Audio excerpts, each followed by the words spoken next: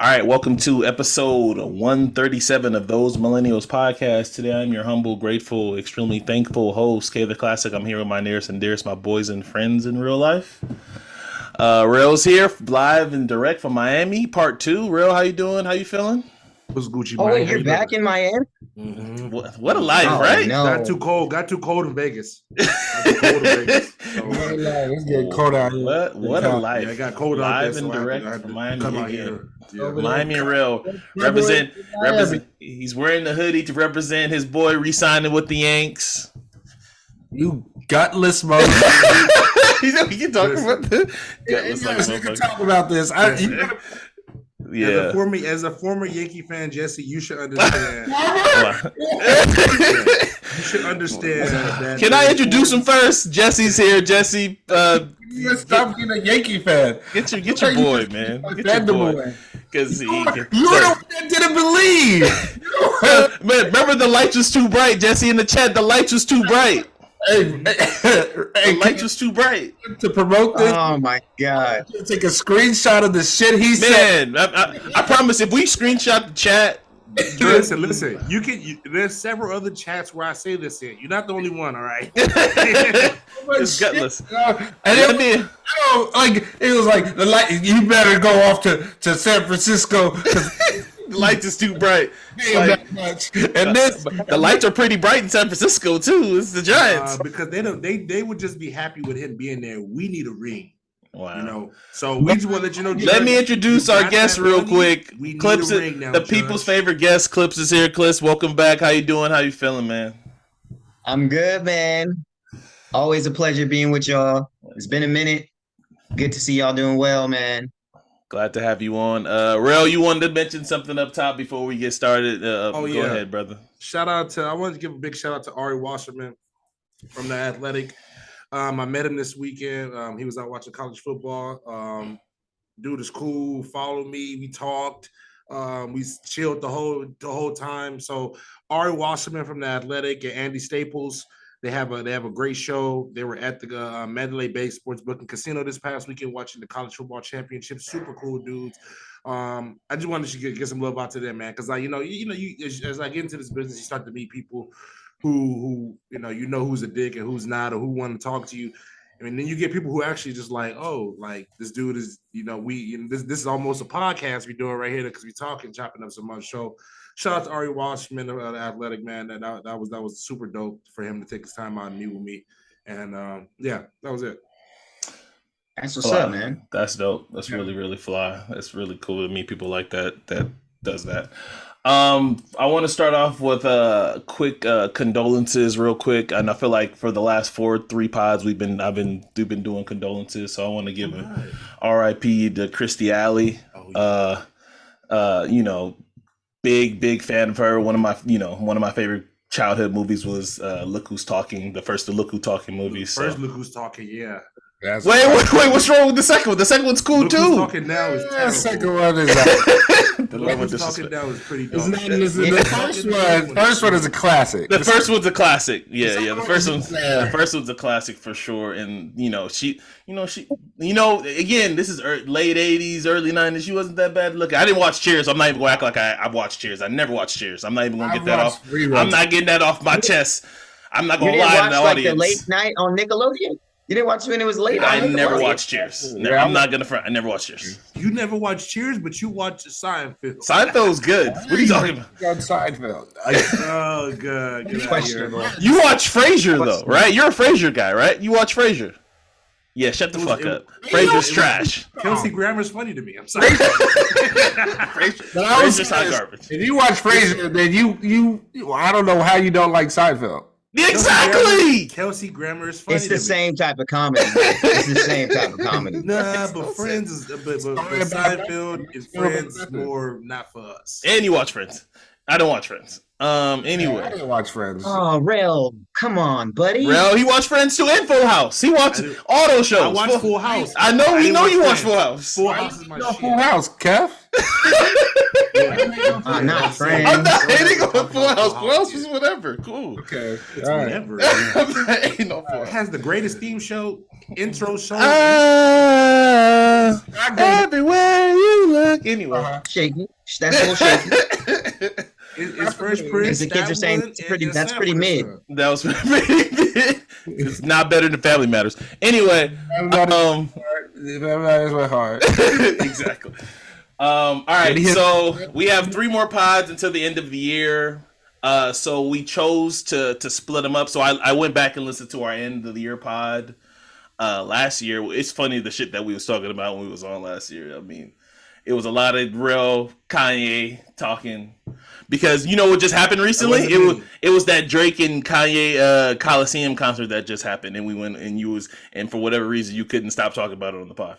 Anyway, I thought it was a moment. I'm sure you thought it was a moment. It was a moment. The sound quality for sure was a moment. It was all right. Now we're never getting that moment again. Never getting that moment again. I don't even believe you look at that. It's just more like a bad team that won a few games together. It's like ugh. Audio quality to that pod wasn't the greatest either, and but whatever. Let's say they want to perform at a park or at a park lot. So we decided to split up our topics for the end of the year. So this week we're gonna do music. Next week will be followed by movies and TV, and then our last show of the year we'll be doing pop culture, stuff we saw on Twitter, and any other stuff that we kind of want to hit on and talk about as far as a lot, Kev. You are asking. You keep saying it. That's gonna be your new. Is that your new little catchphrase?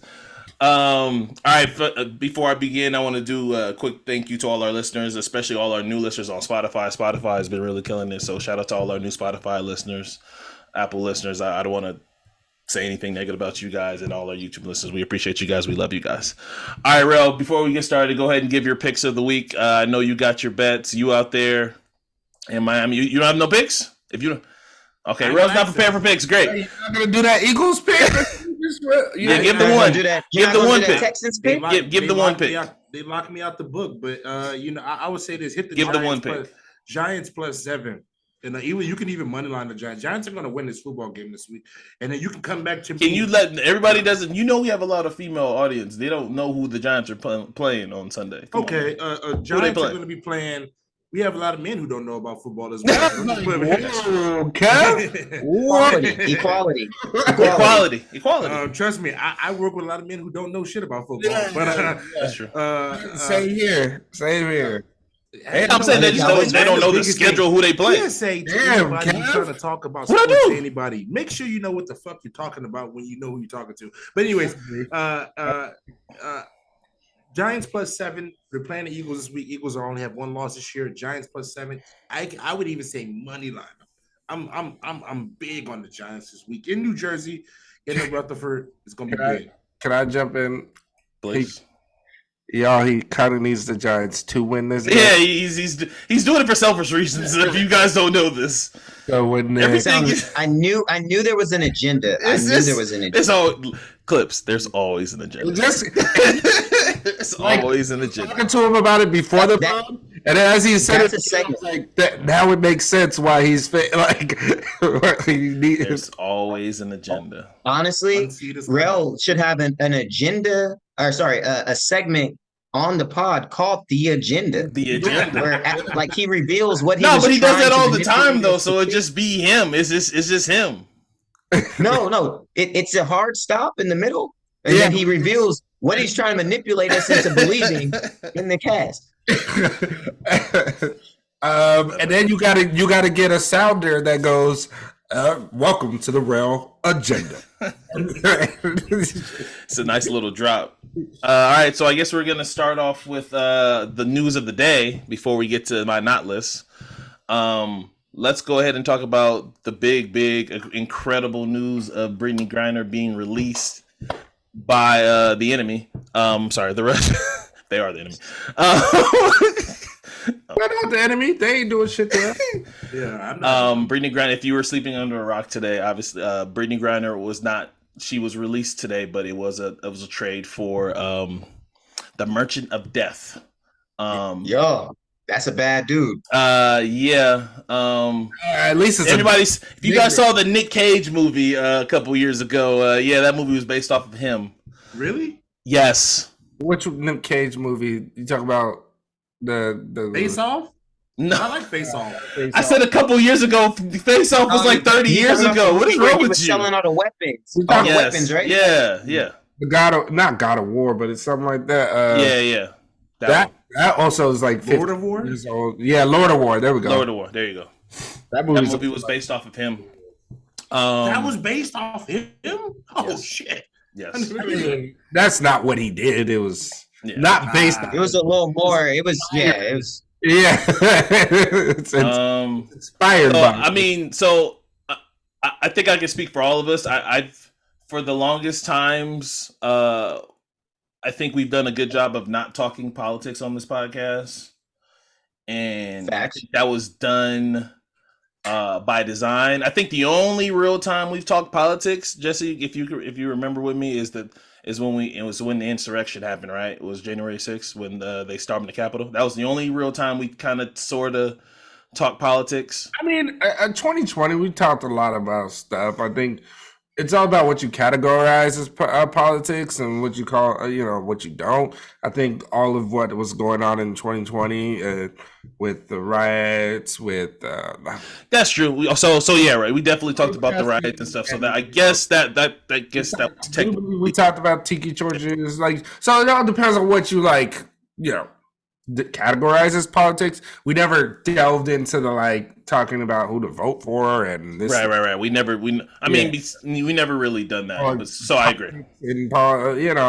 Shout out to the Georgia. Shout out to Georgia, yeah, and not having. I don't want to. Herschel Walker. That's what I was gonna say. I don't want to say nothing mean. Anyway, you know what? You don't have to say anything. You don't have to say anything mean. Coon is the smartest animal you've ever. Is Coon the smartest animal you've ever heard of? You know what? I looked at Herschel Walker's stats. Like I looked at Herschel Walker's stats when he was at Georgia. He had over 400 carries. Right? Like the carries he had in Georgia is insane. And now we can tell. Because now we can tell. What an idiot. No, the thing. Why are we ruining Brittney Griner's segment by doing this? Stop doing this. I just heard Herschel Walker, and I got 3 or 4 jokes I want to get on. Why are you doing this? Sorry, I had to squeeze in the little politics I could, but go ahead. Sorry. Yeah, like I said, we've done a good job of not talking politics because I'm sure I can speak for him in the head. He might get a concussion. That's all I gotta say. Oh my god. I think Herschel Walker was the first person that thought CTE was a venereal disease. Oh my god! What is happening right now? I wrote that down, by the way.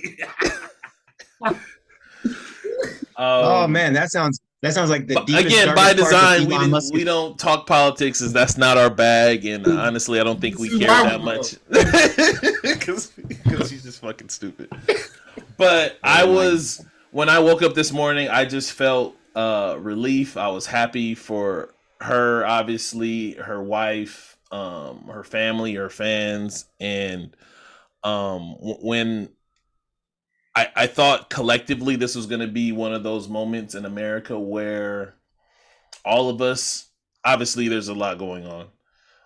I thought collectively we all were going to just be like, okay, we're happy for her being home. It turned into not that, where a lot of the internet and a lot of people, especially a lot of Fox News people, turned it into negative. And I don't want to dwell on that much. I mean, unless you guys want to talk about it. I have a whole nother topic I kind of want to hit on before we get that, but I want to get you guys to talk because I feel like I've been talking long. So go ahead, I can go next. Here's all I would say. We were able to get somebody home, an American home. That is the main focus that everybody should focus on. The government will work on the other captives. The military guy that they're talking about, the Marine that they're talking about, the one they said there was a spy, right? Yeah. But he wasn't even a Marine when he got pinched. I know, but they're claiming he's a spy. But that's why you can't trust Russia. Anyway, keep going. But the thing is, I think people need to, I wouldn't even say people need to understand. the reason she was held and all that, Wrongfully held. yeah, obviously it was politics. It was just obvious, like them trying to have some sort of leverage. And in that being said, I think people just take the positive and just leave the negative out the door, man. Like they're gonna like I don't understand. Like I do understand, but politics today is so like. But you like they have to create an argument, and instead of it being a positive day, they don't want to give the other side a chance, and that goes for both sides. They don't want to look at anything positive that they do. They want to flip it into something negative. They have to, and it's just to make them look bad. And don't feed into it today. Don't feed into it at all, ever. Like especially when it comes to this, because it's not about who got chosen. Is that they were able to do it, and that opens hope for the other captive, and that's what you have to hope for. Like, all right, they can negotiate and make it work, and once that happens, you can look at it that way instead of trying to figure out which one. Well, it should have been this person and this person. I literally saw somebody post a tweet that it was like Brittney Griner hates America. So why did? And it was like, yo, like where did you even get? It was that? nasty today. Let's keep it real. It was real. Like if you were like looking up shit, it was real nasty. On it's like one of those things where it's just like she literally went there for work and was coming home and got stopped, and they used her as a political pawn. You know what I mean? And to get who they wanted. So at the end of the day, just take the W, man. A lot of people just refuse to take W's. I don't understand it. I truly don't. I think yes, take the W. To go back to a little bit of what you touched upon, politics today is a pissing contest.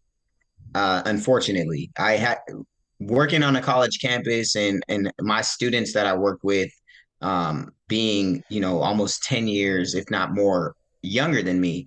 I had to explain to them not too long ago that the last honest political campaign race between the left and the right, if you will, was Obama and McCain. There was no and even that got messy. Even that got messy. Mm-hmm. No, that it got messy when Obama and Romney had to do the dance. Yeah, McCain never. You're actually right. McCain never got on platforms and was being disparaging to Obama, and Obama didn't say anything to him. They always wanted to do it classy in their space of debate. Other than that, McCain never once was like, he's not black enough, or he's not. He said he's capable. He has his thing that he wants to do, and I have my thing that I want to do. We're both here to do this presidential thing, and whoever wins is the better man. That was it. Now, the thing that I said is the most hard to digest. Obviously, we already know that everybody is trying to do clickbait shit and say wild stuff. I think her doing 294 days was hard for me to digest, because I know that if it would have been a white player, it would have been 10 days less, right? And I look at obviously a testament to what we kind of always go through in America when it comes to laws that they want to amend as it pertains to us. And it was unfortunate that she had to be on the receiving side of it. And not only just because she's a black woman, now you also pin in, she is a gay black woman.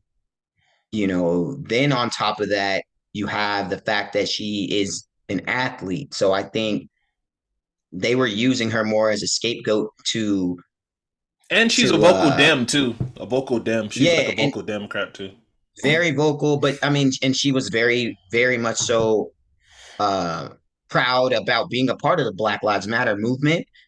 She was very well spoken about the Breonna Taylor issues. There's just a lot of different things. So it's like she was using her platform in a political way. So I think it was easier for them to use marijuana, if you will, as the way to capture that. Because you know how many women have to go overseas in order for them to make the money. That's my biggest pet peeve of the whole situation is if we were paying the WNBA players You more, stepped they on my wouldn't thing have that I to was go going to jump overseas. to. That was going to be the thing Yeah. that I was going to talk about. Rel, do you have anything to say on this before we move to that topic real quick?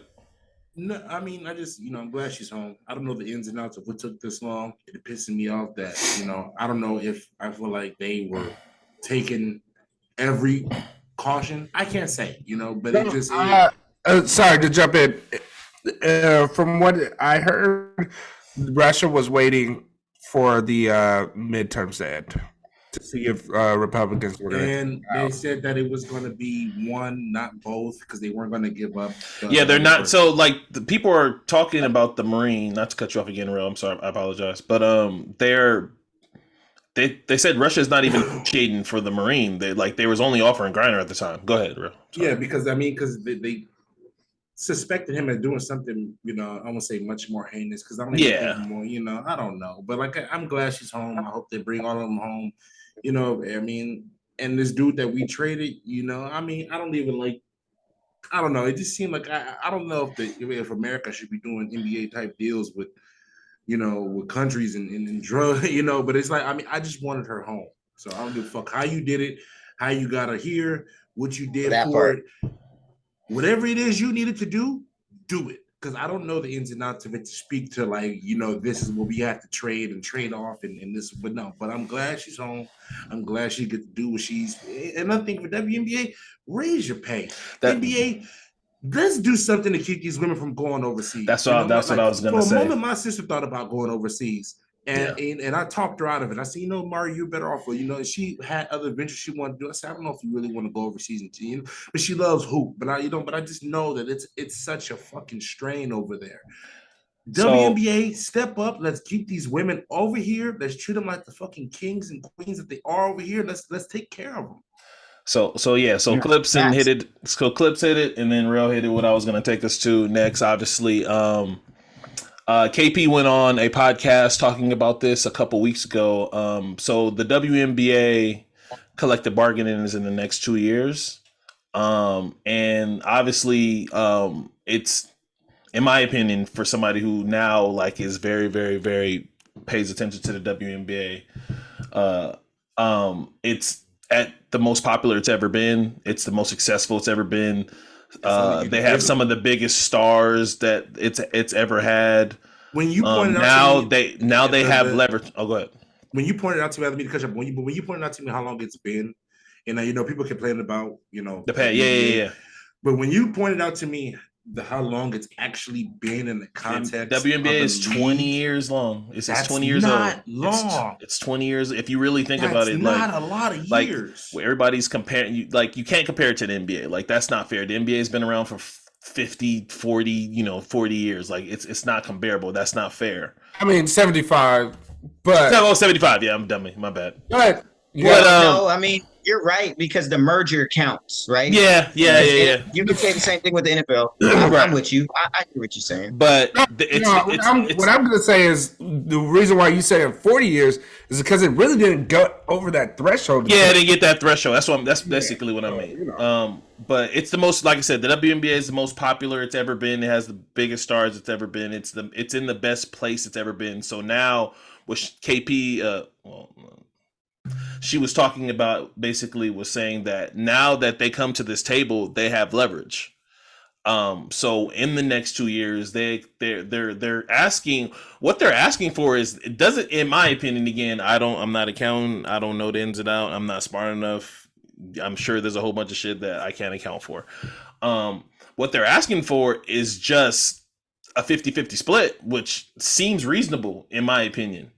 I know the WNBA obviously does not generate the same amount of money as the NBA, obviously, but the partners are going up. I can tell you sponsors have gone up. A lot of deals, So. There's WNBA players. There's like 4 signature athletes as far as sneaker deals in WNBA right now. I think there's more.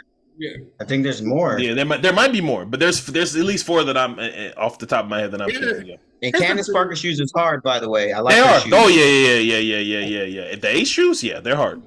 And I don't really know. Like, I know they just recently did a collective bargaining. They did a recent CBA that got them a little more, and you're starting to see contracts reflect that. Mhm. A lot of Like right now, Asia Wilson's the highest paid player, and you Yeah. know it's like What is her salary again? they don't tell the WNBA salary because they know how people on the internet will compare it to so they don't compare. You'll be hard pressed to find details of any WNBA player's salary at all. See, that's one thing though that I find disrespectful to them as players, right? Because not to say that we should make those comparisons. They're fully aware of the comparisons money wise, right? It's the same thing that the women's national soccer team is going through with our sorry ass men's team. And the women's are better. Yeah. So I just think it recently did a CBA that got them more money. So They did too. but continue. yeah, but no, what I was gonna say though is yes, we should leak the information because we need to be talking about it. We need to be able to address it from a mathematical standpoint because that's what everyone loves to use these statistics, and everyone just wants to break everything down, right? So I think we should be able to see. Obviously, we already know what someone like LeBron is making versus Asia Wilson, right? We know that. Huge is a gap. But now we're talking about closing the gap. We're not talking about we got to get her to get the same thing as LeBron. Right. No, but they should be getting $1 million contracts. They shouldn't be getting no star player like BG should feel the need to support her family. He has to go play. Should have to go play in Russia. Is basically what you were saying. More money. China, Russia. Kate Fagan went on the Dan Le Batard podcast. I think the worst part to me, sorry, Kev, is that they don't go to overseas to just make ends meet. They're making more. Yeah, they're making more. That's the word. In Russia and China are the biggest ones. Like, and it's everybody was a lot of people saying like, go play in Turkey or go play, and it was like, yeah, but the bag is not over there in Turkey. Yeah. The bag is in Russia and China for the WNBA. It's like players. You can't match what that's they're doing. Fucking wild. Not be able to match other leagues like in other countries, and it's like at least do that part. And I know a lot of people, well, they have to bring, but it's getting as popular as it's ever been. It's growing. Yeah. You have a lot of NBA players supporting it, showing the game, just investing in it and pushing. And I think it's getting more and more fans. And at this point, it's like you do got to get back to that bargaining table. And now we do need that. Like they couldn't fly private. There's like a lot of rules they don't have that they have that are just like what the off-flight commercial. Yeah, I mean, there's no PJs. I mean, and I remember there was one. We saw the living situation they had in the bubble. Like, remember when they was posting pictures of how their hotels was? Like, it's a lot of nasty stuff that they was doing to the women, man. It's if you really break it down, it's a lot of stuff that's like that. And that's one of those things where it's just like, stop treating it like it's the side thing. It's like put it front and center. Yeah. Get these networks to promote them and put them on TV. People are gonna watch. It's sports. You know what I mean? Yeah. The fact that they made they made women's college basketball bigger than the WNBA. It's crazy. Yeah, you know what? That's a wild way to look at it. You're right. But I think they promote, at least for ESPN someone like promotes the stars like they're already in the WNBA. Yeah, true. That's true. But one thing I would say, like they promote Paige like she's a WNBA player already. But in I don't want. Hey, Rell, why is that? Kev, you keep cutting off clips. Oh, my bad. No. I was just gonna say in these past 2 years, I think there's been more of a soundboard for the WNBA.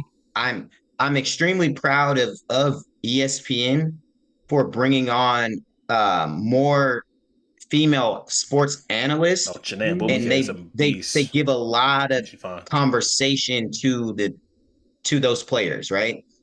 Not only just that, I think when you talk WNBA, I can tell you I have more friends now who are interested in the WNBA than I've ever seen in the past, right? And so I think that that's dope because I remember, fuck, I forget what book fair this was, but there was it was like a world record thing, and I remember specifically learning about Cheryl Swoops and Lisa Leslie at a very young age about just like how they're and Cheryl Miller. I think it I was just think I like know they're what talking book about them you're in talking about. college. I think I know what book Yeah. you're talking about. Okay. Yes, bro. I forget what it was. And I made my mom buy it for me because it had sports and all these different things, but it had like world records and all this, and it was crazy. But yes, I think when I think about that time and that moment of knowing little to nothing about it versus now I'm a huge fan of it, I think everyone deserves to at least go to a WNBA game or at least support a team from it. So if you don't have an active team and you're an active sports enthusiast, you need to declare a team in the WNBA because that's going to help push the needle for them having fandom and push the needle for viewership when they are on these Buy TV merch. networks. And buy merch Hell too. yeah. There's no more room on the I Aces can't- bandwagon though. Y'all can't come over here though. Don't. I'm There's no out more. here. Bruh, There's no Plum more Dog, room over Plum here. Dog is my This Plum Dog one. is my girl. I was the last one. I was the last one. Hey, That's the y'all do that jump over there because y'all live over there. Yeah. Mark, Hey, I got the shirt too, Rell. I got the shirt too. But yeah, in closing, we're gonna move on. But again, salute to BG. We're so happy that she's finally home, man. It's been a long time coming. And honestly, fuck y'all who made this negative. Like, fuck y'all who made that shit we're negative. not even about going to coming give home. them that. We just not going to give you that Yeah, attention. just- that shit is swag. Let's keep celebrating. Keep celebrating. I'm happy she's home, and Facts. All right, so not list time. All right, so it's time I'm doing my not list for those who are new to the program. It's a list I compile of stuff that we're not talking about, which technically we're going to end up talking about because that's how the not list goes. All right, so number one on the not list, Joe Rogan accuses The Rock of using steroids. No, we're never talking about that. Fuck Joe Rogan. Next. Fuck Joe Rogan. And Bye. I don't think he does, but I hate Joe Rogan, but We're not giving that any attention. That was I all respect attention him we as gave. I respect him as one of the titans in this space, but fuck him. If it's not No, I blinded or think he did a UFC, I great don't wanna job hear about at it. Fear Factor when I was a kid. And that was it. That's the end of it. All Oh right. no! In the Man Show. In the Man Show. He could talk UFC. That's it. Barely. All right. you want to know what's funny is a lot of UFC people don't even like UFC. By the I mean, DC Fans leans don't- on him, and I don't go off really with want him DC. talking What about DC it. says. If By the DC way- tells me he's good. he's good. I'm not disagreeing with you. I'm just saying hardcore DC fans really don't want to hear from him talking about it either. But I do think he knows his shit. Like I do. By the way, it's been a kind of a rough week for my man The Rock. Joe Rogan comes out and calls him out on the steroids thing. And then it's reported that Black Adam is going to be a huge flop in the Really? worldwide box office. Yes. Like right now, because when that shit was out, it was running, and that shit was dope. Yeah, I know, but it was reported by Vanity. I was looking at the article before we came on that it's reported to lose like a lot. I mean, they marketed this movie for 9 figures. This movie was in your faces for marketing for a very long time. I didn't want to talk about it. Like, I mean, yeah, okay. yeah, it was. guess. Yeah, it was a failure to what they expected. They expected to be in the billions, and it wasn't in the billions. That's okay. Kyrie writes, "I'm free." We're not talking about Kyrie writes, "I'm free" on his on his sneakers last night in the game. Congratulations, Kyrie. Congratulations. Good luck on your future endeavors. Yeah, I know you talked about doing your own thing, creating your own shoe. Good luck. Good luck. More power to you, brother. Way of Wade. Hey, what? I wore some Ways the other day. I was breaking necks. Anyway, Number 3. Wonder Woman 3 is not moving forward, and they're considering deading it because of the script. They're not because of the what's the name of the new guy that took over DC? Rell, what's his name? Rell? James Is Gunn. it Jeff Johns? So apparently he not a fan of the script, and he offered to rewrite it. And the writer of the script, Patty Jenkins, declined. Who she wrote the first 2 Wonder Womans was basically deaded it. So it looks like there's not going to be any Wonder Woman 3. I will. Here's what there's going to be a Wonder Woman 3. They want to keep Gal. So let me be clear. They want to keep Gal Gadot as Wonder Woman, but they not. It's gonna be a Wonder Woman. It's gonna be a rewrite, probably. I mean, Wonder Woman's their best character in the whole DC universe. So let's keep it a buck. Anyway, there's gonna be a Wonder Woman 3, and the reason why I'm saying there's gonna be a Wonder Woman 3. Remember, there was that whole thing with Spider-Man, and this is gonna be the last Spider, and then they got a deal done. That's true. Well, yeah. It's gonna to be fair, Jesse, they did oops the fuck out of Batgirl. So maybe they're doing this whole ploy to not get this shit off. But Wonder Woman, Wonder Woman 2 wasn't. I get what you're saying. Wonder Woman 2 Wonder Woman's established versus Batgirl was not. And also, here's the mistake James Gunn made. Instead of you offering it, why didn't you bring in another woman to offer to help with the rewrites? I think that's why Patty Jenkins is like, no, the man comes and saves the script. Like that's right. They're really making him like he's a savior. They're washing a whole bunch of whole shit. Like I'm about to say this that's Discovery. That's like they get. So they just canceled the Batman movie with Michael Keaton that was supposed to be Batman Beyond. Did you guys see that as well too? That's Discovery.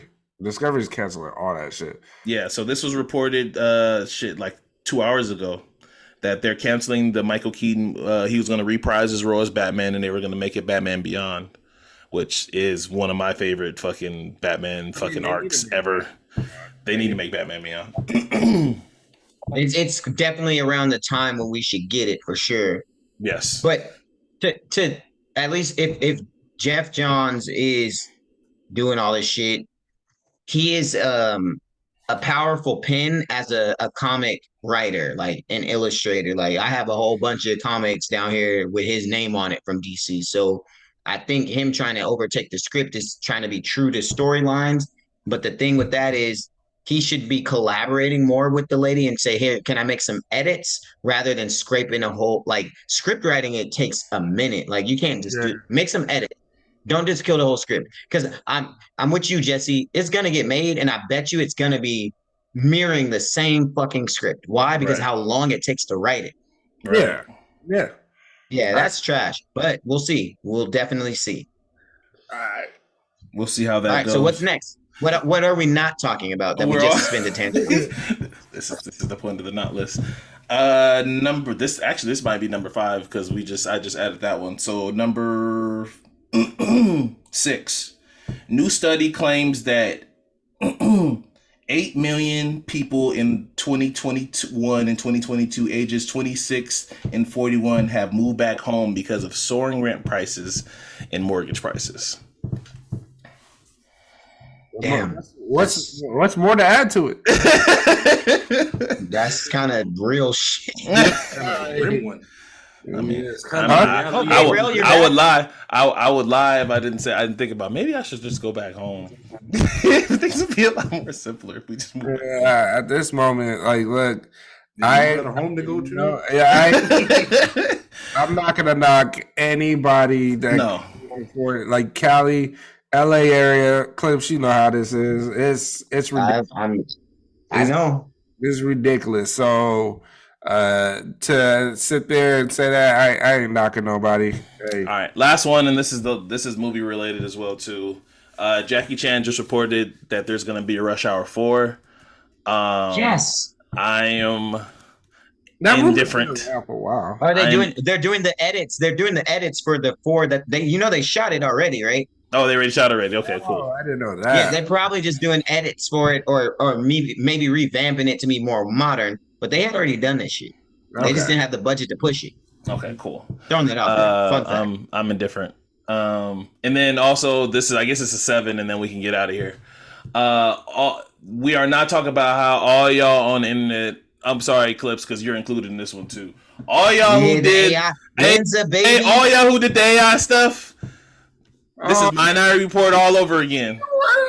Hey, wait, throw it. So if you've ever taken a selfie, if you were ever on Snapchat, you was already doing it. Never was on Snapchat. If you was on Facebook, they already got you. They already got you. I figure as much. I'm glad you was on the Cape because I'm sure we would all trashed it, but I'm still trashing it. All y'all that did it.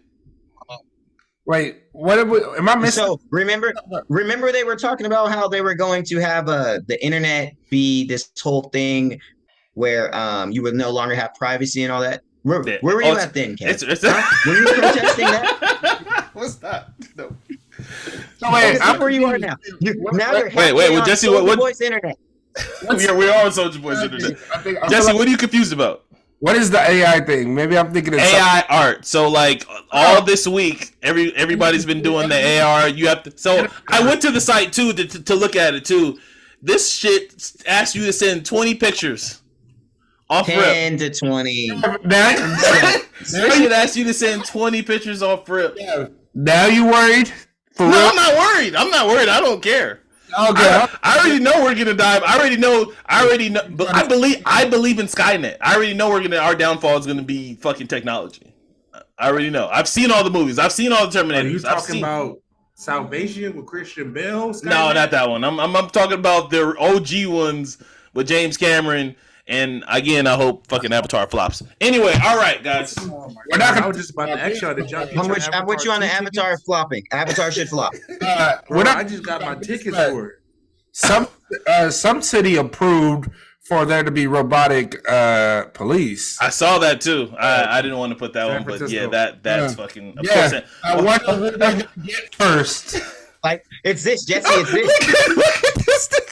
Oh, why do you look like a gesture, like a king's gesture? This nigga Cliff's like a 90s wrestler. He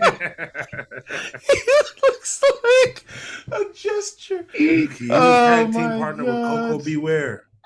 Oh my god, Clips. Hey, that's my favorite one. Honestly, I'm done. That's awesome. All right, so we don't have. I want us to kind of get through this Deon thing so we can go ahead and get to the music topic. So, but obviously the talk of the whole week in the sports world was Deon moving to Colorado. A lot of HBCU alums were upset. Would be an understatement, right? Or would the? I don't even know if they were upset. Like, Jesse, they were upset. It was hurt. They were sweat. Jesse, they was mad. They used the phrase, "He sold these kids a dream. I can't believe he sold us out." They were upset. Okay. they were mad. It was a lot of HBC outrage. It was a lot of that. Very good looking for. So for context, my girl Carolyn went to Virginia. What HBC did she go to? Virginia State. And she said they really, like it's. I don't want to use the word cult like because I know we got HBCU listeners.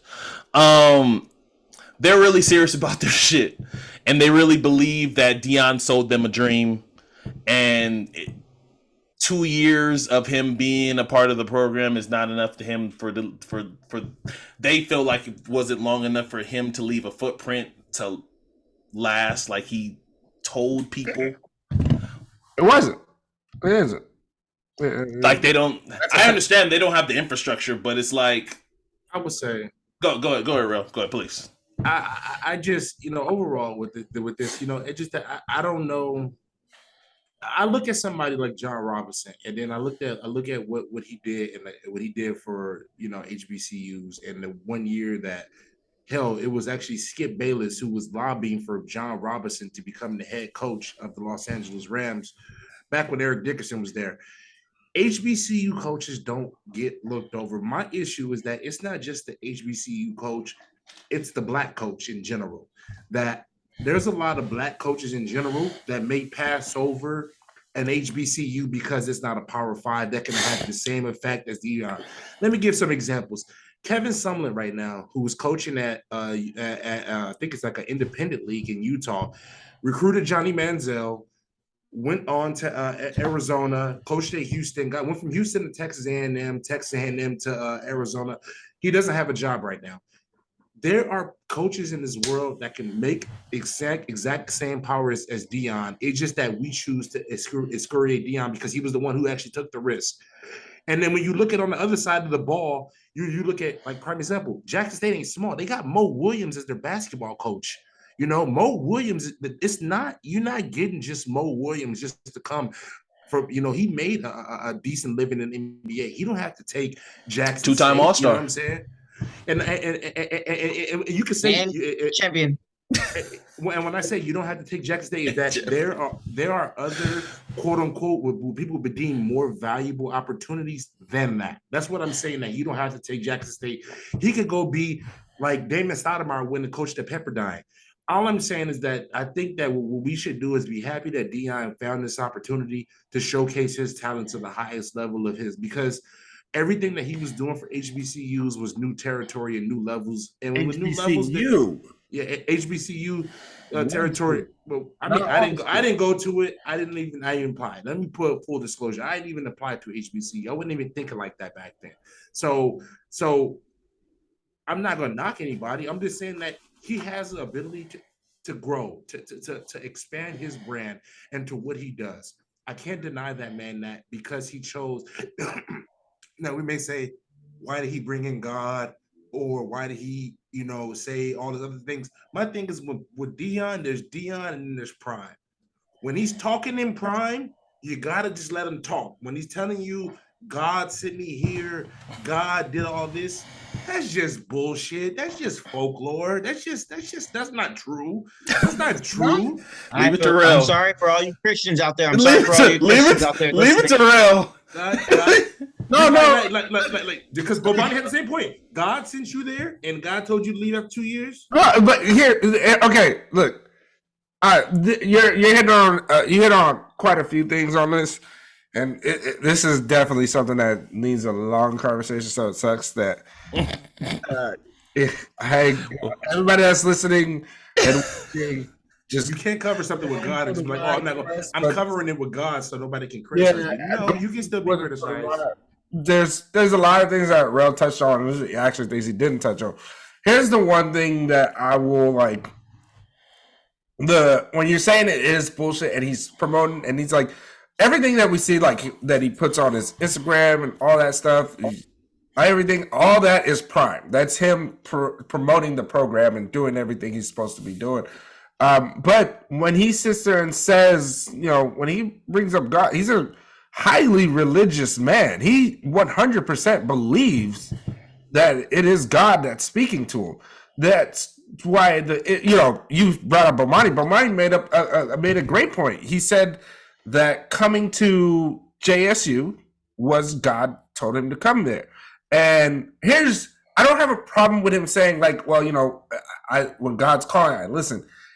I guess my bigger issue is like, yeah, you can make the argument of like, so God told you to leave a HBCU after 3 years, like that don't make sense. But when he sat there and he does that, and then he also goes, and it's a calling because there's only so many black head coaches at the college level, like so he's like, this is a bigger calling for it, and it's like one of those things where it's like when you came to JSU, you said, we need to bring up HBCU football, like, and I'm going to be the one to do that. And we need to, this is just as important. This is just as special. This is just as great. And it's one of those things where it's kind of like, I guess when I have an issue when you say those things is you are selling a dream. You are selling a voice. But at the end of the day, that is what a lot of coaches do. A lot of coaches do sell that type of thing and that's how you bring people in. I guess sure Nick Saban has used one of those speeches before. in somebody's living room. Nick Saban. You remember how he was trying to, dismantle what Prime was doing? Yeah, and I say all that to say, like, he could say all of these things, and he got people to believe, but I think people are looking at, even the people that are going against the ones that are outraged about what he did, and the ones that are on the opposite side. We can bring it down to like the simplest things of like, well, duh, he wants to move up. Well, duh, he wants to make more money. Well, he already got enough money. Anybody that says somebody has enough money and they're going to be counting people's pockets, boy. The internet be counting people's pockets. Turning down more money. Nobody is ever going to turn down more money. I would say money wouldn't be, if I know Prime any from what I don't think you can just lure him with a nickel. You know what I'm saying? Like, nah, not at all. No, like you can't pay him. Like, you can give him money, but if he doesn't feel like he's gonna have full control, or like he's gonna have, that's the fucking the coach of Kent State has quit his job to become his offensive coordinator. Yeah. Mike Zimmer is his defense. It just. No, what I'm saying is, when you bring up the money aspect of it, it does play a factor, is all I'm saying. It's like, and it's not even just like money in the sense of what he's getting paid. He gets to go get these big names, and he's sitting there telling them, they give him the control. Well, I want to pay this guy. I want this guy. I want to pay him this much. And they're going to pay that guy that much. That's what happens with going to a bigger school and making more money. I just don't like when he sits there, or people try to make the argument, well, he did so much for HBCU. Well, he's about to, that same HBCU that he just left, he's about to take all those players that teleport. They're all teleporting. When he says, I'm bringing my own bags, that's him telling you, and they Louis, I'm bringing Travis Hunter. I'm bringing Shador. I'm bringing Shiloh. There's another linebacker that's dope. The running back, I'm bringing these guys with me. So when he sits there and says all those things, it's like, so those arguments you're trying to make of like, oh, he did all these things. Yes, he did a great job. He did an amazing job. It's one of those things where I'm like, you can't deny what he did versus and the reason I'm saying he took this job versus, oh, he didn't want to be an assistant coach. He admits that. I don't want to be an assistant coach. Why can't I just be a head coach? Why can't I do all these things? And that's right. Why couldn't he? And JSU was going to give him that opportunity and give him the power that he wanted.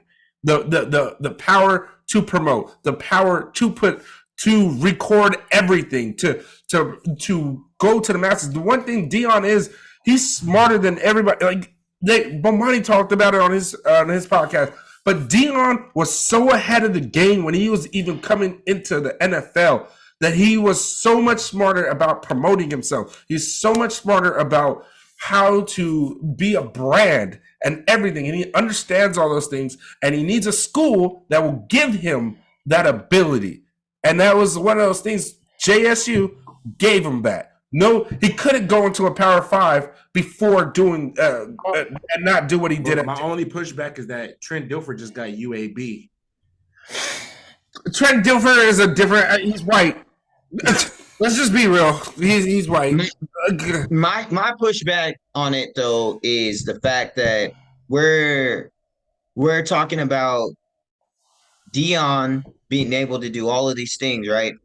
And selling pipe dreams, if you will, to folks. But we've seen this since we were kids. All of us have played, basketball and AAU, right? We've seen this. So I don't think that there's anything different that he's doing. I don't think it's God said. Everybody wants to manipulate the religious aspect of it and change it into all of these things. I think in my opinion that the HBCU track was his plan B because he didn't get the Florida job that he thought he was going to get. So he was ultimately going to break through with however he could to get there. So for him, not to cut you off, he was actually offered Power 5 school or the higher division school. I want to say Power 5. He wanted Florida, but he wanted FSU. And FSU was like, you can come on and you can be this. And he was like, why do I got to do that? So that was one of those things where it was like, he wasn't going to get before going to JSU, he wasn't getting what he thought was necessary for him to be able to build the program he wanted. And of course, obviously that's happening. So, but not to cut you off, because I was just saying he did get offers.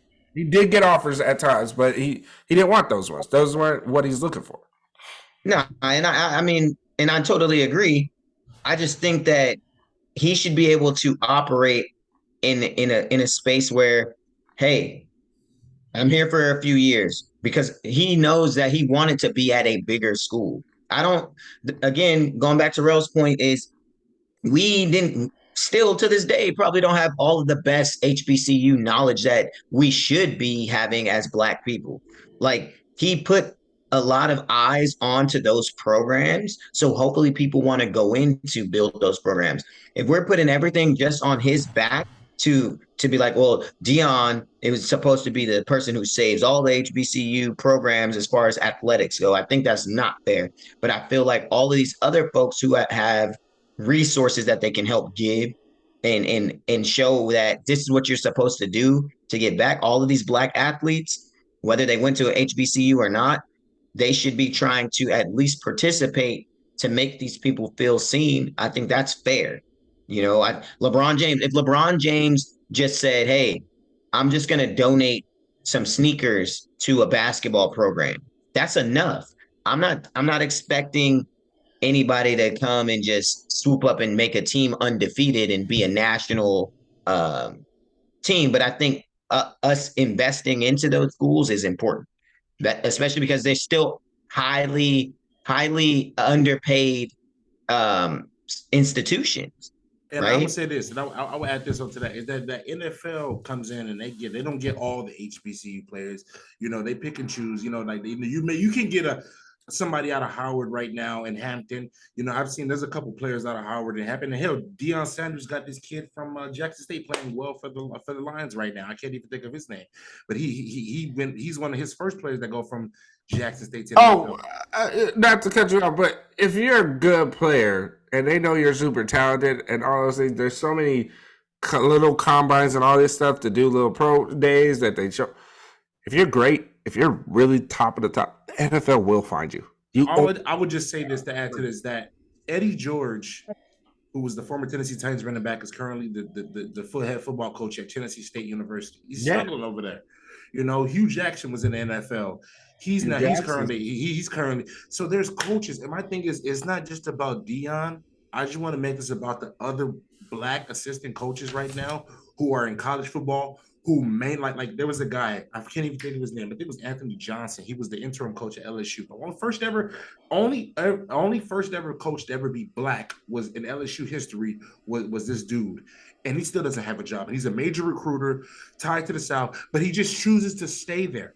My thing is, it's not about Deon. It's about the cultural opportunities that we get. If it's not working there and you've been banging your head as a linebacker coach, assistant linebacker coach, or somewhere else, go somewhere else. You know what I'm saying? And that's where I want to leave it at. I just think that it's not about Deon. It's about that there's enough qualified African American coaches to do what Deon did in this HBCU schools and across. At the end of the day, that's last point by Jesse. Go ahead, Jesse. At the end of the day, that is like the most important thing. Like, let's stop. At the end, it comes down to the money.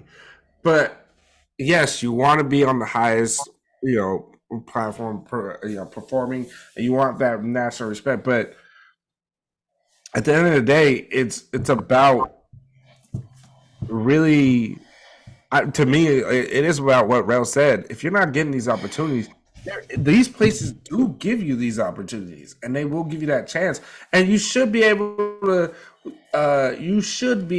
be like, hey, this may not be a long-term thing, but I also just feel like stop putting this on the pedestal and build this. Because if you build this, first and foremost, HBCUs already have such a strong tradition of what they do there that it's like, when game day went there, you didn't hear a band. You hear all these other college bands, none of them could fuck with JSU's college band. Like none of them could. Like that is big in HBCUs, just band alone. So building that up and piggybacking off of what Deon did. There's only one Deon, so you can't do it exactly how he did it. But it's just showing all those things and building that up. It will get to that level. It's just you have to want to be there. Yeah, it's gonna have to take time, basically. I mean, look, we're just talking about the WNBA. It's very similar in that fashion. It's gonna take time. I'll leave it at this too. Everybody talked about how Deon. Well, I think Jessie mentioned how Deon was the first. He was doing a lot of. He was ahead of the curve and doing a whole lot of things that a lot of other coaches wasn't doing. Like, for instance, bringing Brittney Griner over there to talk to the students about girls like her and similar to her was like, come on now, what we talking about, man? Like that was like everybody. I remember when that came out. If initially everybody was like, why would you bring in? It's like, why not her, the girl that everybody on the internet claims she's literally, thought, whatever you want to call it, and teach them, don't seek out girls like this. But not even that. He brought in rappers. I was just saying that was the first time that has happened before. Yeah, he brought in Wallow and Gilly to talk to them. He did a lot of dope stuff. I tell you what, I'm gonna be in Boulder next year. I'm booking. I'm going to Boulder to see Prime. All right, here we go. All right, so let's finally get to the music. You're not coming to Boulder to see Prime? No, I don't got nothing to do with Colorado. If you told me you go to JSU, probably one of their away games because I don't really want to be that far into Mississippi. But you tell me you go to one of the HBCU games, yeah, I'm down. But the Pac-12. All right. Really this popping. All right, so we're gonna get to music, our end of the year music. Obviously, there was a lot of great music this year as far as hip hop and R&B. There was a lot of standouts and a lot of good music out here, man. Clips, I wanna start with you, and we can start with hip hop. So if you want to talk about, just give us your favorite albums that came out this year, and then if you want to do oh man, that was tough. If you want to do like your favorite song, and if you want to talk about disappointing album or artist this year as well. Okay. It's Almost Dry. Definitely has to go on that list for me. Love that album. I think Push was skating on all of the tracks that he was on. I think everything was intentional, and I think you don't often get that. Well, right now from an artist, that every single song that they do is intentional. You can tell he was really developing this album for a while, his craft, and really wanting to change different cadences and rap patterns and flows. It's just everything. I think he just brightened up an album in a different way than from what I'm familiar with him doing. I think this might have been one of his more lively albums and with a lot of replay value. So him, Kanye, and Pharrell really did a lot of dope shit. Second on that list for me is an album I feel like is very underrated that not enough people listen to. I think it's Drill Music in Zion by Lupe Fiasco. Okay. Yes, you knew I was going to the Lupe because that is my favorite rapper, but I did not hear enough people talk about it. I think one thing with Lupe is he gives you breadcrumbs like along the way, and I feel like this album was being made since like 2016. Because he's one of the songs, How Selassie, that song came out in like 2016 on SoundCloud, and then now it made that album. But I feel like he just painted a really cool picture. Did he record this off his iPhone? Yeah, no, sorry. I was wrong about that song. How Selassie was from previous album. But no, Gotti was a song that he had like really been working on, and then you got it. But yes, it was the one he was quarantine recording. And, was he in there for 72 hours? Yeah, because he was trying to do it in like 24 hours, 48 hours, but it ended up taking him, 3-4 days. But think about that. That's a long time to put content the way he puts it together in a whole album. Yeah, and he was super in his bag. So if you haven't heard that, definitely go check that out. My favorite song off that is Gotti. And you'll see why if you listen to it. It's very short, but it's very like crazy. Oof, now you forced me into the top three. There's a lot of records that came out, but one that has stuck with me, I guess, for the latter half of the year would definitely be Soul Sold Separately by Freddie Gibbs. That album is really fucking good. Mm-hmm. And not to discredit anybody else who dropped around that time, but I just think that he dropped perfectly in a point where nobody was expecting him to really deliver an album like that. The fact that he was able to get my boy DJ Paul on the record with him for PYS, bro. Oh man, I love that. I love that song. That's one of my favorite songs on there. And obviously him and Push collaborating on Gold Rings. Fire. Absolute match made in heaven. I hope they do more stuff together soon. Honorable mention for me is Cheat Codes with Danger Mouse and Black Thought. If y'all haven't listened to that, it's crazy. That trippy. And then the surprise album that what happened? That album cover is trippy with Danger Mouse and Black Thought. Yeah, it's all eyes on it. Yeah, and all eyes should be on that record because it was cold. And then Nas and his King Disease 3, I think, was also swept under the map. Like everybody's, Nas is just dropping, but it was fire. It was super fire. And then in honor of Jessie, I will also put Tana Talk 4 in my honorable mention because my boy Benny, I love Benny. That's my dog. Second best. And that's what I got for my hip hop segment. Nice. Jesse, you want to go next? Okay.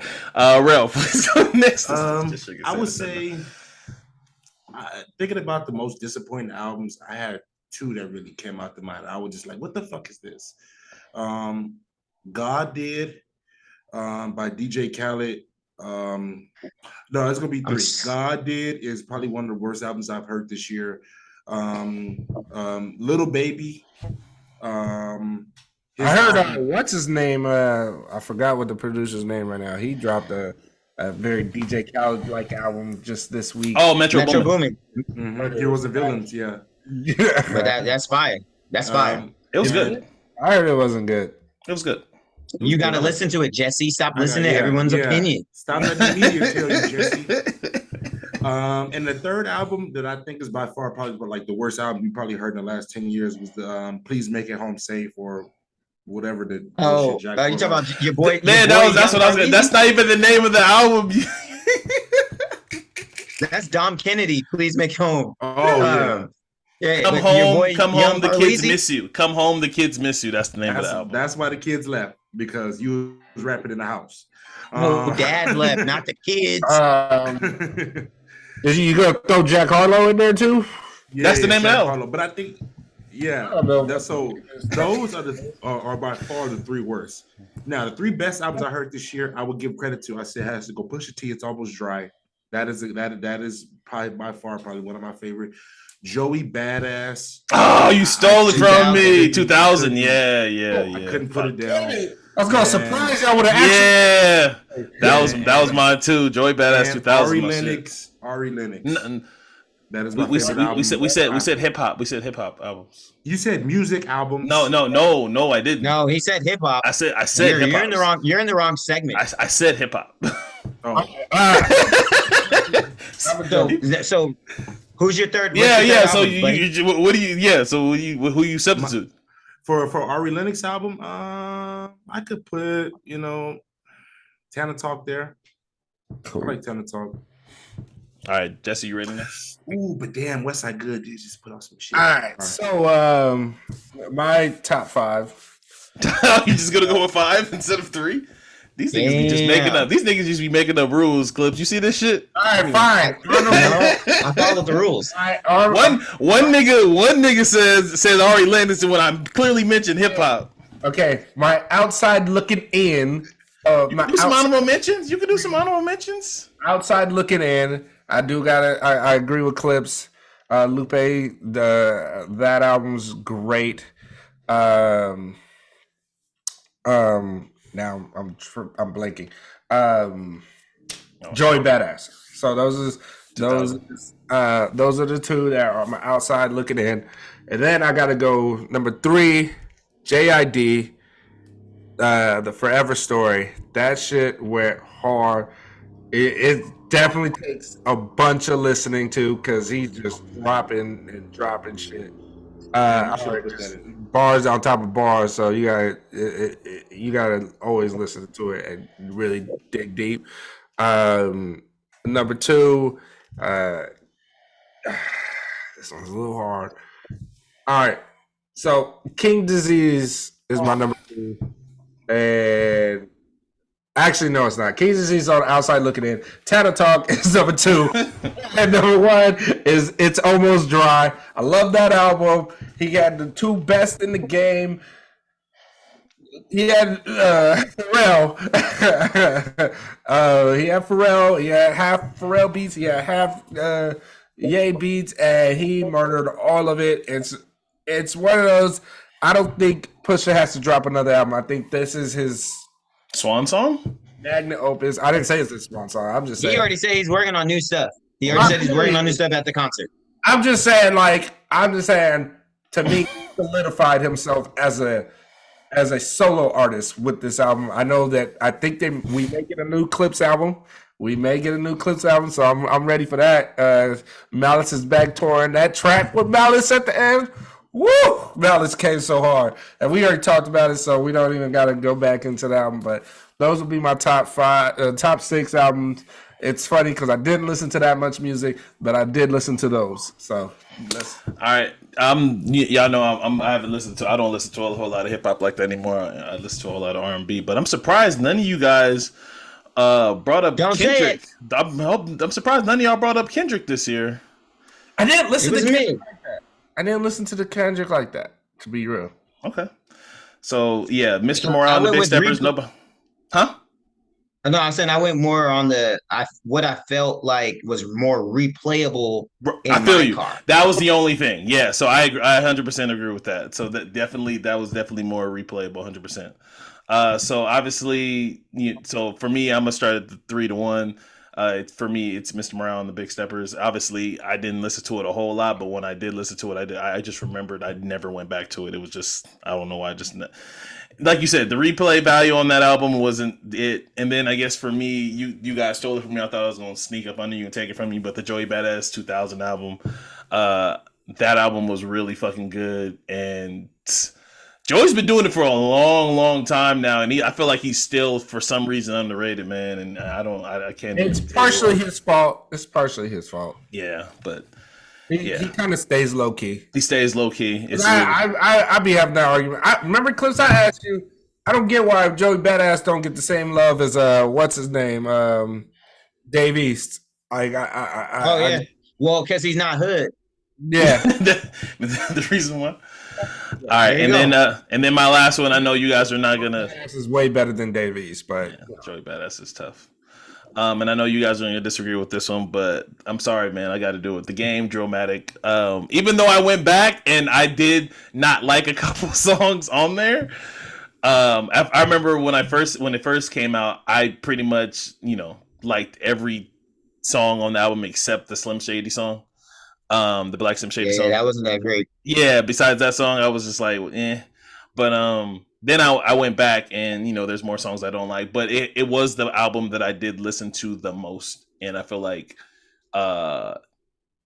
it's not Game's best work, but it's one of his strongest works if you want to compare it to his. It's his best work in recent times. There you go. His best work in recent times for sure. His beats. He killed. It was a lot of good stuff, and it was his last. It's a lot of name drops, but what you're getting when you listen to the Game.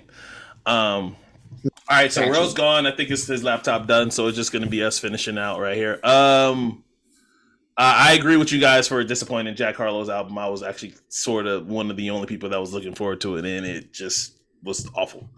All right, R&B. Do you guys want me to start off first, or you guys want to start off first? Go right ahead. I feel like you should start up first. You're the expert here. You're gonna hit me with that. I knew he was gonna do that. All right, so real quick. So this is what I listened to a whole lot more, and it was there's gonna be a lot of women artists here because I love listening to the R&B women's. So I'm gonna start with some honorable mentions. These are not on my 3, but these are the ones I just want to give shout outs and show some love and give some flowers to. So starting off, I'm gonna start off with a guy because I just lied. So Lucky Day. So I'm not gonna lie to you guys. Just last year I discovered Lucky Day, and everything he's on, I fucking love. Lucky Day is Fire. really, really good artist, man. And I don't, for some strange reason, I don't know why. I just haven't really I don't like Giveon. There's a lot of guy artists that I'm not understand. Yeah, there's a lot of male R&B artists that I'm not a fan of. Fires, dude. I'm not the biggest Brent. Oh yeah, I know who Brent Fires is now, but I'm still not the biggest fan of Brent Fires. I'm not. It's I don't know. I'm just not. But I do like Lucky Day. Me and Kev, we still like the lovey-dovey R&B. We don't like the toxic R&B. Yeah, exactly. We still love the lovey-dovey R&B. Yeah, for sure. That's about right. We still, I know where you coming from, Kev. I know where you coming from because I'm not a big Brent Fires fan either. He's bad. He's not bad though. I can rock with him if I want to. But you know what's crazy though? I like Tory Lanez though, and I know he has that toxic shit too. But it's cool. Whatever. Yeah, I'm not a Tory. Sorry for the wait. Yeah. All right. So LMI, Hard on My Sleeve. I don't know why LMI is not up here. With I don't know why she doesn't get mentioned, just to get mentioned in the Ari Lennox SZA her category for whatever reason. Again, she might be a tier right under, but for whatever reason she does not get mentioned because she came out at the same time as she does not get mentioned. She reminds me of she's like the Big Sean of that group, where it's like it's Drake, it's Cole, it's Kendrick, and she's Big Sean, or Wale. Maybe Wale is the more notable one. Where I'd put Wale, Big Sean, and Big Crit all in the same, just right under them. That's what I'm saying. But Wale feels like he's in that category. Wale should be in that category. To me, he's in that category. But he did that to himself. I feel like LMI is there because I was like, whatever she's on, I fucking love as well. This is her second project. And I fucking loved it. I played it a whole lot. Me and shout out to Iman. Me and Iman was talking about this. I was like, why doesn't she get the love that a lot of other women artists get? She stays low key too, though. It's really, here's another thing about R&B. It's not that they're doing their thing. They are. They didn't promote it as it once was. That's the part about it. All right, so my next one, I'm gonna give it to another songstress. 7th Streeter, I'm in love with 7th Streeter in looks and musical. She is fire. So she dropped the album earlier this year called Drunken Words, Sober Thoughts. It was really, really good. Again, just off the title stuff, the strength of the title, y'all know what's going down. It's a lot of love shit. It's a lot of toxic shit. It's a lot of I fucked your nigga. It's really good. You should. I think anybody who haven't heard 7th Streeter, it's like really, really, really well done. You guys should check that out. I got a compilation album and honorable mentions too. I'm trying to get through these as fast as I can. Babyface, the Girls Night Out album. What are we talking about? Yo, that album was good. I knew you was gonna steal my shit. That album was fucking fire. That one was hard. That one was really good. Babyface Girls Night Out was the shit. Yeah, that album's dope. A compilation of women album. Come on, sign me up, man. It was, and all of them smashed it. I remember one of my favorite songs is the Kalani song. I can't remember off the top of my head. I'm bad. And the Coco Jones songs. I think Coco Jones is a star. She's a rising star, which I'll get to when I get to my top 3. And then obviously this is she's an honorable mention. I don't want no hate coming my way. The Beyonce album, again, I didn't personally listen to it a whole lot, but it got played a lot. So I just wanted to put it there because I know a lot of people coming from me. I'm not gonna do that. I'm not gonna bring it. Was Beyonce. All right, to my 3 real quick. All I would say is she did it better than Drake. There you go. Well, didn't she drop hers before Drake dropped his? Yeah, Drake dropped it. Okay.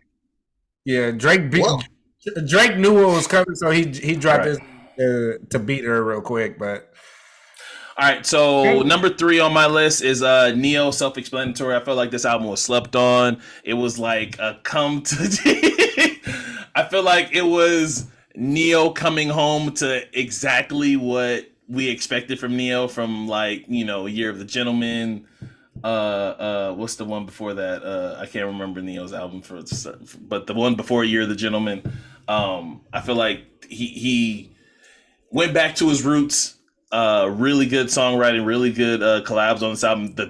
I didn't think I was gonna like a Neo and Trippie Redd collaboration song, but that song was actually pretty good. That's interesting.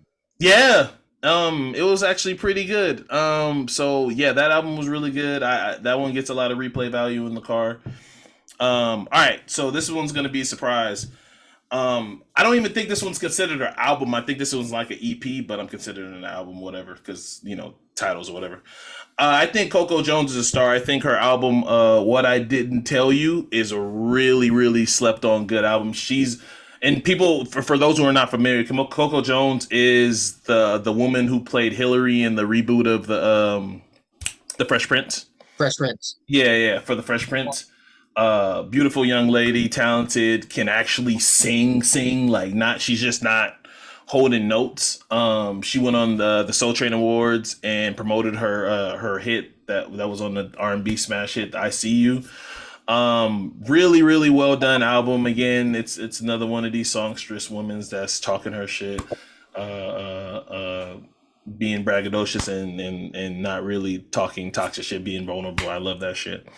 And then number 1, I mean, this goes without saying, it was gonna be Breezy, it was gonna be Chris, it was gonna be Brown. And, I'm on my Kelly Rowland shit. Why y'all not giving my man his flowers? Why y'all disrespecting my boy? I know it's Breezy a lot of was songs. good. I know it's a lot of songs. It's 34 now because he added them Christmas songs to the album. I don't know why he did that, but he shouldn't have did that. But Yeah, go ahead, Breezy. I'm gonna say this. I heard his version of This Christmas. It should probably stay away from the Christmas. oh my God, get out of here. Anyway, Exposes him as a singer. It kind of exposes his singing ability. I thought he did really. Chris it's his crown, and then somebody got to take it from him, and that's where I'm at. His last projects have been under the radar, good, and No, I said he's been going crazy. yeah, it's been going. He hasn't had a bad album, and I can't even tell you how long. And then for me, go ahead. I'm sorry. No, I was gonna say I know he's giving us little B length albums, but he's fucking killing. How do you give us 34 songs? I'm like, I love this. His the beginning songs are like the songs that everybody's gonna listen to in the car, but it's like the album cuts, the deeper cuts are like the ones I really, really fuck with. And to me, as far as R&B song of the year for me, Warm Embrace, I use that phrase in a whole lot of conversations with people, talk about people's just warm embrace. I feel like that song was at least for me, the R&B song of the year. I know there's a whole bunch of others, but that one was the R&B song for me for the year. All right, who wants to go next? I know that was long. I gave my honorable mentions, but I wanted to give the ones that I gave love to and actually listen to some flowers. I can go next because I'll just make it real quick. My top 3, Kev's asking for a lot.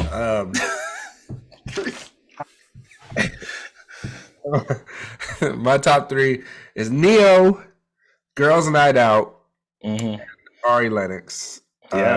Sex. Wait, no, what is it? Yeah, you're right. I think that's the title. Sex. Location? Yes. Yeah, you got it. And I just love that album. Like it I thought she hit it. I thought she killed it. This is Dreamville Bias. I'm sorry, I'm kidding. Age, sex, location. Not there.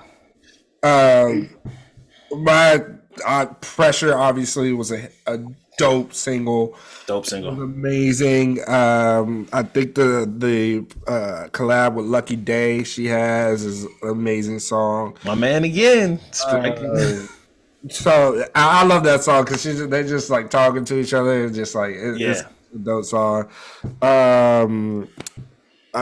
My favorite song on the album is Hoodie.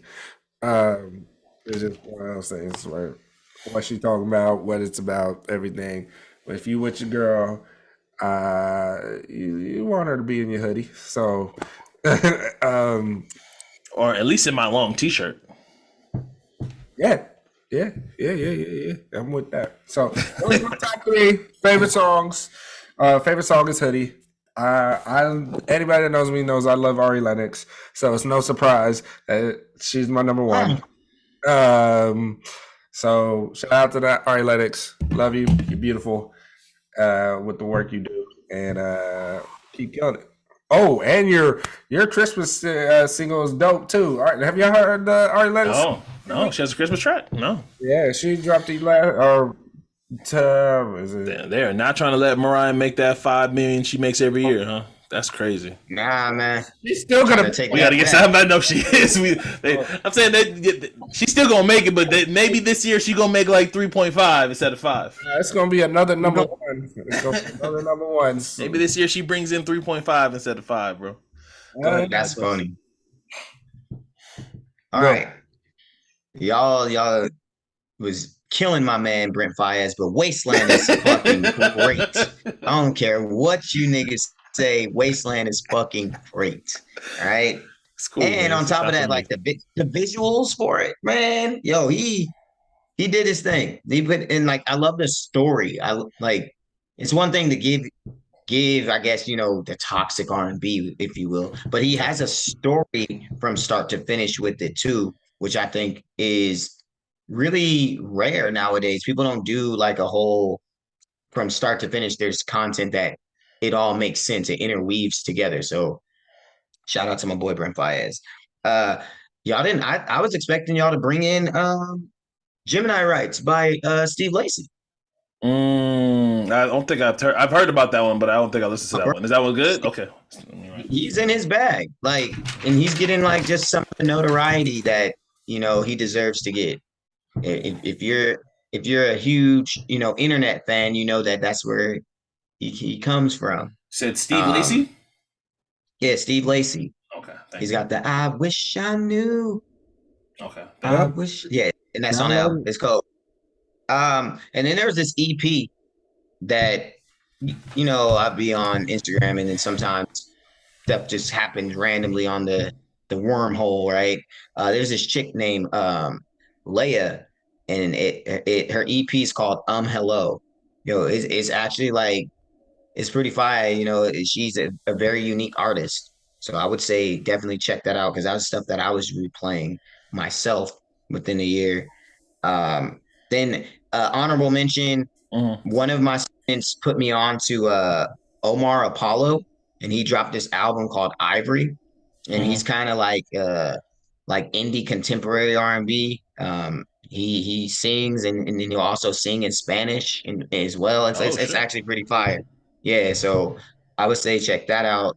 For me, one thing I've been loving hearing more as far as R&B goes is just people just pushing the needle. You're starting to get people trying to bring back runs in their harmonies and stacking and layering. We don't have enough people wanting to do that. I've heard a couple bridges from some R&B artists this year too. I was like, oh, we getting bridges again? Yeah, see, so I think it's fire to see us starting to get that back. Obviously there's certain types of R&B that's going to be made. There's going to be the sex songs, right? There's going to be the old fashioned I love you girl forever and ever and ever songs. And then now, this toxic version of stuff that we're getting. So I think people are really trying to get back to making good music. And Diddy was always wrong, and he should never ever have a platform to say that R&B is dead because of how many. And he said that this year. Watch out. Yeah, he's wild. Clearly, you're not listening to anything, Diddy. Clearly, you're not listening to it. And we'd be remiss to not bring up the fact that literally tonight, one of the queens is dropping, SZA's dropping tonight. It's already out. One thing this year, if you didn't know, fun fact: this year is the 40th anniversary of Thriller. Just throwing that out. Yeah. Nice. All right, man. I think it sucks that Rell's laptop died. Honorable mention. And it's my favorite song of the year. Toby Nigwe his album Moments was dope. Lord Forgive Me. Lord Forgive Me featuring his wife Fat and Pharrell. Pharrell produced the track. If y'all don't know that, download that one. That shit goes hard. I'd say listen to the album. The album goes hard. And he has Can we talk about no, I was gonna say his visuals for everything that he drops is amazing. He brought back Chameleonaire. Yeah. He got Chameleonaire on the track. Chameleonaire killed it. Hey, I saw Chameleonaire in a commercial the other day too. Yeah, he's in a commercial too. I said, what the fuck? That one, the song with Coast Contra. Whoo, that shit goes hard, Kev. I'm telling you, you need to listen to somebody. You need drop somebody. Like I said, for whatever reason, I gravitate now when I'm done with podcasting. I gravitate more to R&B songs than hip hop now. Yeah. Maybe it's just I don't want to say old age, but I just gravitate more to R&B now. I just really just like it's easier. Like sometimes I just want to mellow out. So I just want to. I'm cool. I just want to hear the girlies talk about how they want to get. You know what I mean. So I totally understand where you coming from. That. All right, man. I think we can put a bow on this. It sucks that Rell's laptop was done. I'm sure he was going to say Ari Lennox. He put Ari Lennox at the top of his hip hop album, so I'm pretty sure Ari Lennox was going to be his number one album. So I'm not surprised. I'm not surprised at all. Oh, real quick, hip hop song of the year for me and verse of the year is Hove. God Did. I don't even know why it's even a discussion. I'm like, why is it even a topic? I saw Hip Hop DX was doing a poll. I saw them doing a little poll over there, and I was just like, why are y'all even doing this? Cole did have a dope verse. He did. The Benny the Butcher track. So Cole did have a dope verse. So the nominees were Churchill's Down by Drake, which is a dope album. One of Drake's probably best verses this year. God Did, obviously. We didn't get a lot of good Drake. God Did's on the list twice, by the way. Lil Wayne's verse and Jay-Z's verse. Okay. Then, Wayne should have been longer. Wayne should have been. I think if Wayne we could have took Ross off. Is the song that you're talking about with Butchers? Is it Johnny P's Candy? Is that the name? Yeah. Okay, so that's the list right there. But I'm gonna tell you right now, it's Hov. Anyway. All right, man. This was already went long. Clips, man. Thank you for coming on, man. Especially reaching out and taking the time to come out after work. I know you're tired, man. You want to come back and do movies and do shows, bro? You are welcome. Hey, man. Y'all just let me know. Man, Jesse, you the man. The Bills, y'all not winning the championship this year, but it's cool like that. I'm all about the Bills like Buffalo. Rell's not here. Rell's in Miami living it up with a dead laptop because he didn't bring a charger. But thank you for. Is he by himself there? Is he out there by himself? Hope he doesn't get to the end of this pod. Anyway, thank you for all our new listeners. We appreciate you guys. We love you guys. We're those millennials and Clips, and we're out. Thank you.